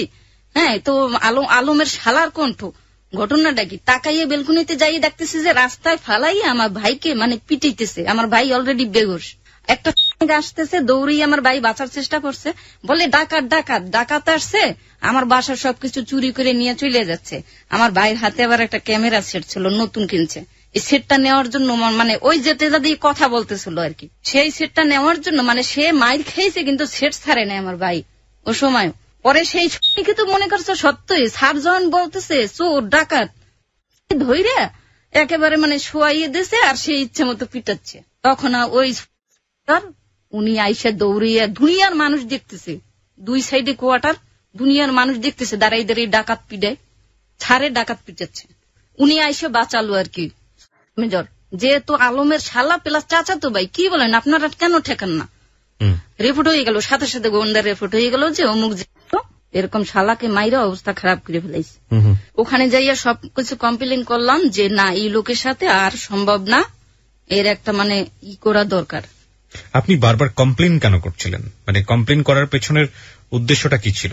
সে যাতে শুধরায়, তারা তো সবসময় সমাধান করার চেষ্টা করে। আপনি সেভারাল টাইম দেখলেন যে বারবার আপনার সেই বিয়ের শুরু থেকে শুরু হয়েছে এখন পর্যন্ত অফিসে গিয়ে আপনি 3 বার করছি কমপ্লেন করেই যাচ্ছেন বা তার এগেইনস্টে আরো অনেকে কমপ্লেন করছে, শুধরানোর তো শেষ শুধরাচ্ছে না, তারপরেও কেন কমপ্লেন করছেন? এখন আমি তো তারাই ভরসা, আমি তো বাহিরে যাচ্ছি না, আর যেহেতু সে কর্মজীবী ওখানে, রাইট, আসলে কিছু করার থাকে না ওই সময়টাতে, আসলে যারা আপনার কথাই বলছিলাম যে আসলে আপনি কি বা করতে পারেন, এছাড়া আসলে তো কিছু করার নাই। হ্যাঁ বলুন। তারপরে এটা করার পরে বললে ঠিক আছে, ও করলো কি উল্টা আমার নামে কমপ্লেন করলো, আপনার নামে, আমার মানে চরিত্র নিয়ে কমপ্লেন করবো। আচ্ছা, যে সে মনে হয় থাকবে না, ও মনে হয় অন্য কারোর সাথে সম্পর্ক আছে, এই জন্য সে আমার নামে এই ধরনের বলতেছে। 7 মাস তদন্ত করার পরে পুরো বাংলাদেশে যত জায়গায় সে থাকছে, যত কর্ম করছে, সবকিছু বেরোয় আসলো সামনে। তার ভিতরে সে ওই যে ফলস খাইছে রেশন, সেটাও আসলো। সম্পূর্ণ সব মিলেই মানে তার নামে 60টা কেসের কমপ্লেন হইল।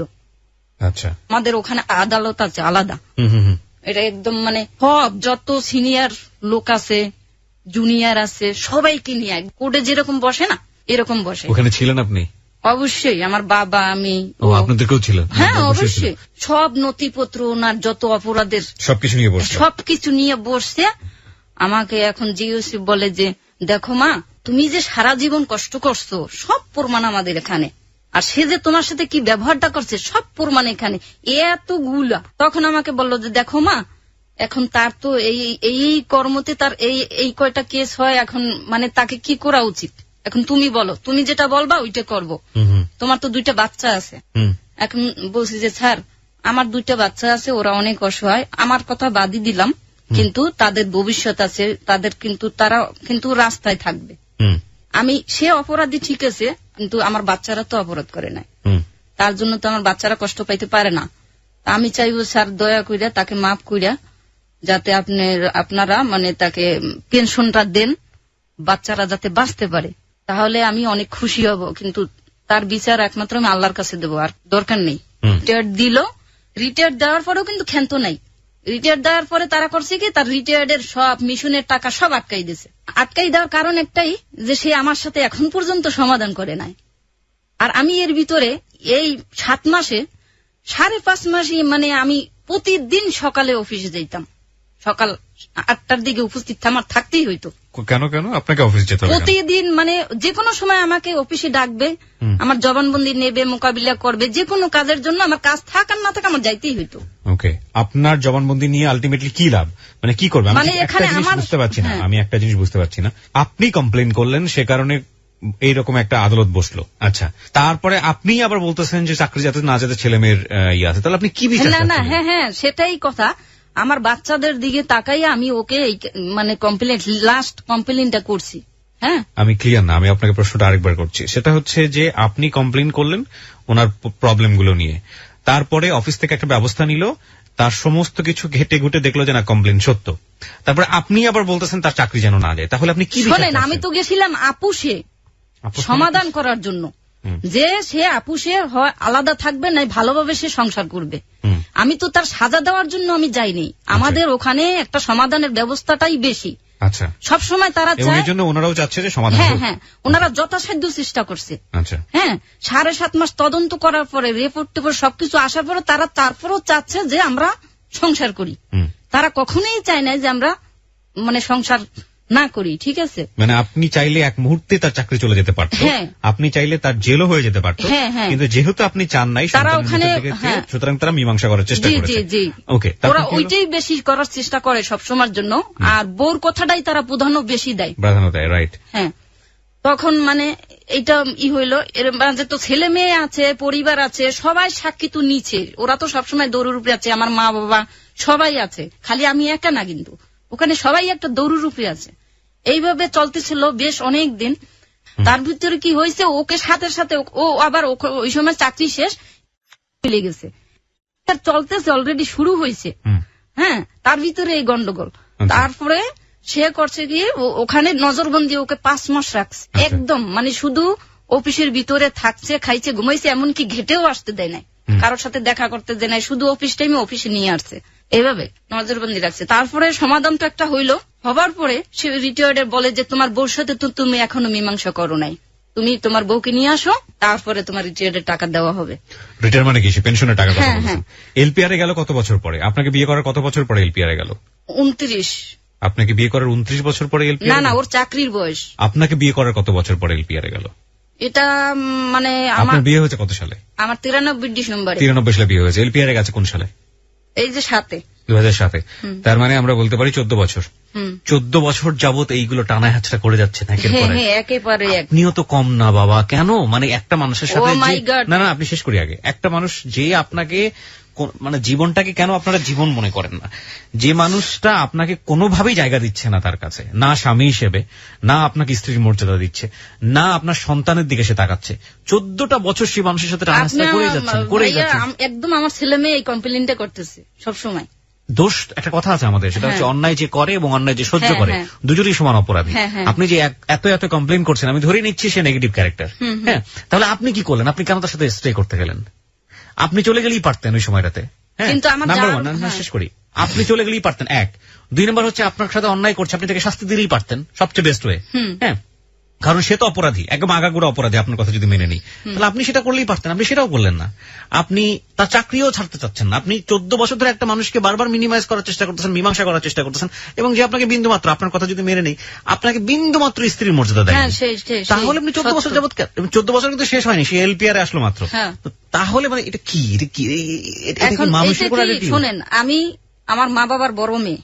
আপনি আমাকে কোন সোশ্যাল এথিক্স এর কথাই বলেন না। বাংলাদেশের অসংখ্য মেয়েরা এই একই রকম এথিক্স এর মধ্যে পড়ে থেকে নিজের জীবনটাকে শেষ করে। প্রথম কথা হচ্ছে এটা।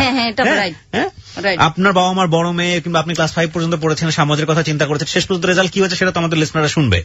ঠিক আছে, আপনাকে এখানে নিয়ে আসার প্রধান কারণটা কি? প্রধান কারণটা হচ্ছে যে লাখ লাখ মানুষ, লাখ লাখ ছেলেমেয়েরা আজকে এই স্টোরিটা শুনুক, শোনার পরে জীবনটাকে ভ্যালু দেখ। ঠিক আছে, যেখানে হচ্ছে না সেখানে 14 বছর যাবত চেষ্টা করব। আমি একমাত্র দুর্বল ছিলাম যে আমি উচ্চ শিক্ষিত না, তো তারপরে আমার বাবা মা অনেক বিত্তশালী না, তো আমি কি করে খাবো? মানে আপনি ধরলেন 14 বছর যাবত এই কথাটা মাথায় রেখেই আপনি তার সাথে মিনিমাইজ করার চেষ্টা করেছেন, কিন্তু আপনি আমি কিন্তু ওয়েট করছি সে কখন ভালো হবে। আপনি ভুল করেছেন, আপনি ওয়েট করেন, আপনি ভুল করেছেন। প্রত্যেকটা মোমেন্টে 100% করছি, এটা তো শিওর।